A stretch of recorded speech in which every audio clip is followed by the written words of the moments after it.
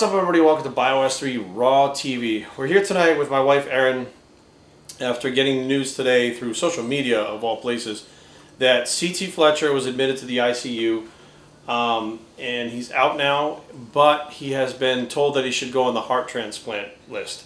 Now, the reason why I have Erin in this video is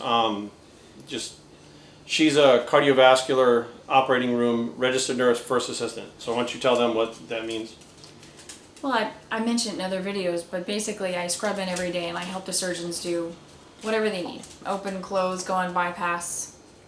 In layman's terms, it's open heart surgery, and she's also on the transplant team where she helps them with the heart transplants too, which procurement, which means going to get it and stuff like that. And CT said he was not so sure about it because he didn't want someone else to die for his heart. And I thought that was interesting because obviously someone had already died in order for him to get the heart, but she had actually spoken to CT a couple times about the heart valve replacement that he had.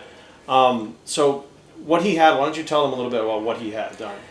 I don't know his whole situation, but he had a mechanical valve done, an old school mechanical aortic valve, which it actually clicks. Every time your heart beats, it clicks. And literally when you're asleep in a dark room, you can't escape it. You just hear the click, click, click, and actually that's the number one complication with that valve, that type of valve, is actually suicide. People cannot you hear it in your head. You hear the ticking. Clicking. He mentioned that in his documentary, that he hears it like it's loud at night. It's like this noise. And he had like a 6-month recovery, I think, after that. We said he had to sleep upright for like 6 months. And I remember him telling you that he'll never, like, if he has to have it redone, he'll never do that again. And I think, how long has he had do you remember how long it was? Was it like 12 years or something like that? Or I thought it was 10 plus years. It was and I said, they don't click anymore. They don't, his whole face up, he said, they don't?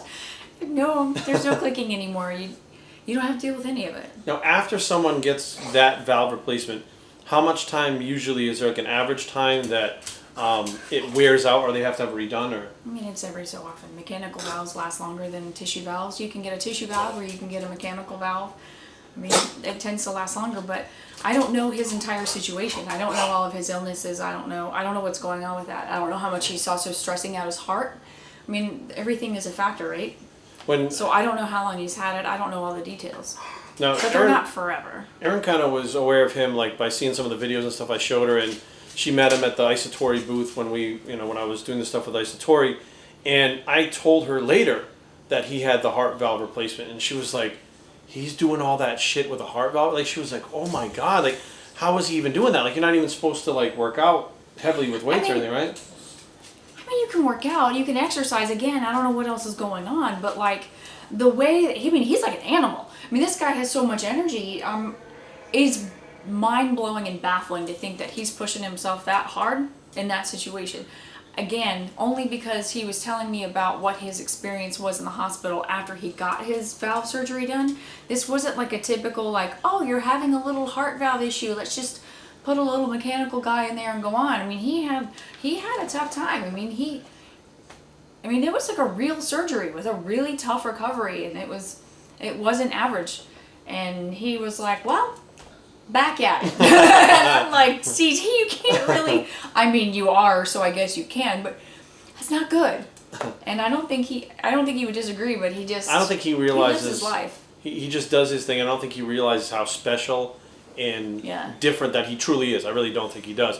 Now, when somebody, like, right now they suggest that he gets on the heart transplant list, right? Is that a long list? It's a big list, obviously, or yeah, I mean, it's tons of people waiting. Yeah. Now, how long is the wait? I mean, some people die waiting, right? I mean, yeah, a lot of people die waiting. A lot of people die waiting.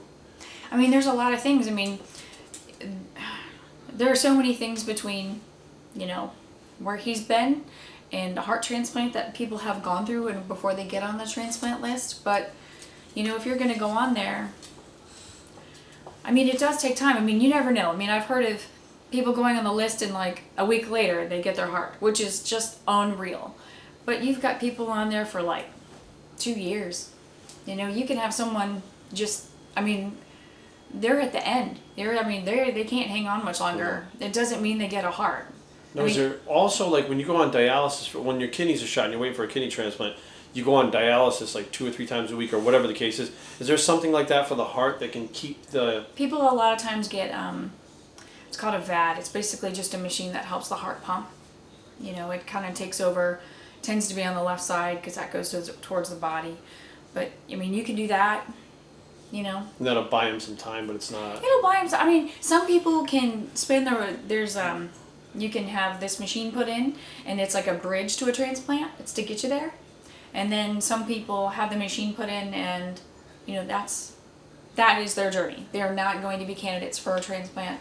They know that this is their last stop in terms of surgery, and people can still live for years. It's not like it's a death sentence. It's just that there's nothing more beyond that would make sense for them in their situation. So after you get the transplant, obviously there's probably anti-rejection drugs that come with it, like there's with all any kinds other of stuff, yeah. thing. But what's the expected life expectancy for someone after the heart transplant? Some people live for years and years and years. Actually, if as long as everything goes well and you don't have any kind of rejection, you live.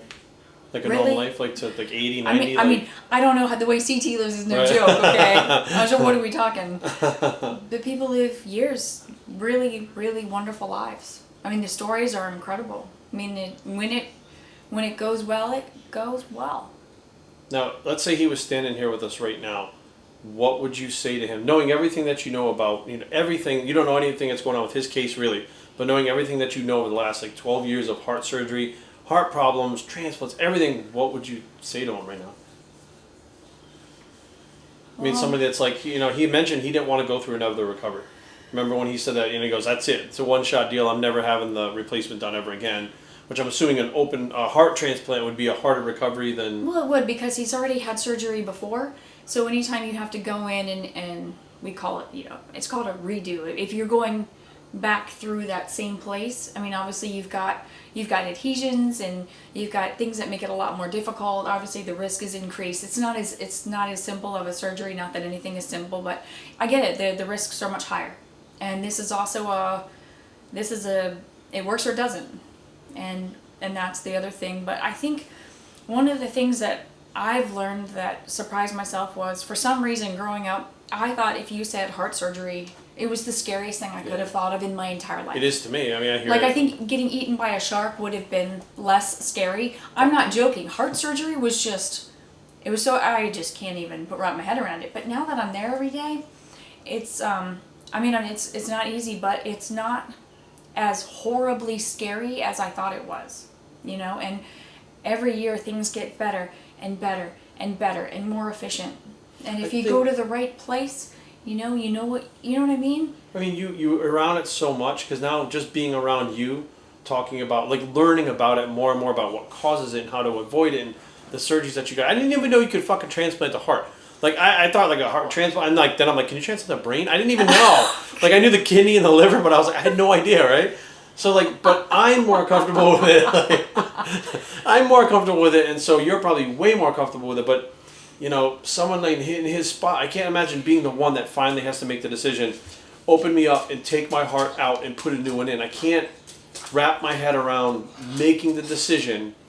You know, I think now, being 41, I would decide, yes, that's the best. You know, if I was 60 or I'm honestly really surprised he's not sure what to do because it's CT, right? Yeah. I mean, he has, what I've always admired about him is his energy, and he is just firm in what he believes in, and I like that. So I know once he makes this decision, like, that's it. But, you know, I understand that he's acknowledging the fact that there is a life that is lost in order to help save his. And that's just the truth. That's just how it works. There's not a spare one to give you. I mean, we've seen him at all the events and stuff, and I make it an absolute point, and I've told you this before, that every single event that I go to, we go CCT. No matter what, no matter how busy you are, whatever it is, we go to see him because, you know, Aaron, by looking at him, can tell whether he's doing well or not. And we've seen him slow down a little bit in the last year or two.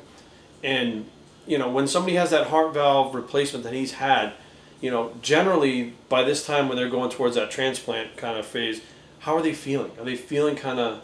You know, it's just a good question. I wonder, I mean, he's so tough, right? His pain tolerance is probably so high.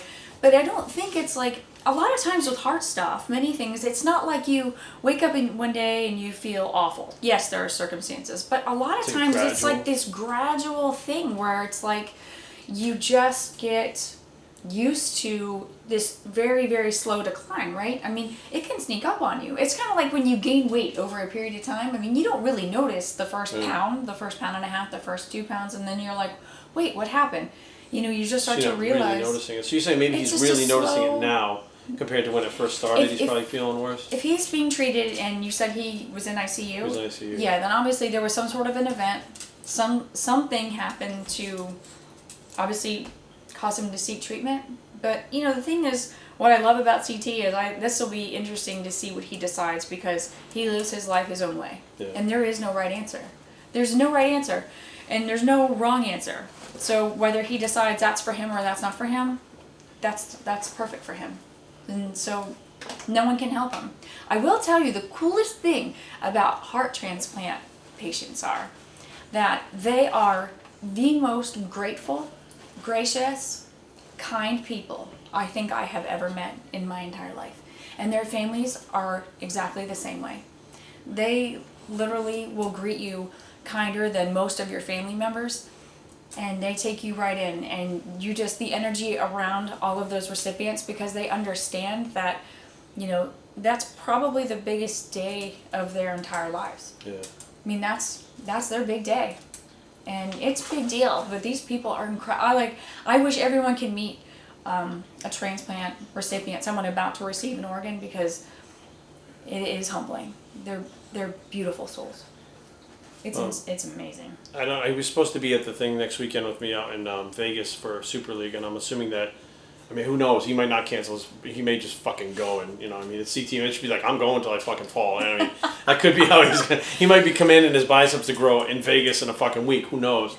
But thanks for taking the time. I waited till you got home to film the video, because I was going to film this earlier, but I was like, I felt like she would know a lot better about some of the stuff. Like, I don't really know. So hopefully this can open you guys' eyes a little bit to what's going on, and hopefully he's going to be okay. I hope so. I think either way, it's CT, right? He's fine. No matter what happens to him, he's fine. He's fine. It's CT. None than that, Biockickz 3 and I approve this message. That's my wife, and she approves it too. Yeah. Because she told me that I had Can to. I do the bicep? Okay, you want to do the bicep? Yeah. Go ahead. Okay, go ahead. Go ahead. It's the we approve it bicep. Yeah. And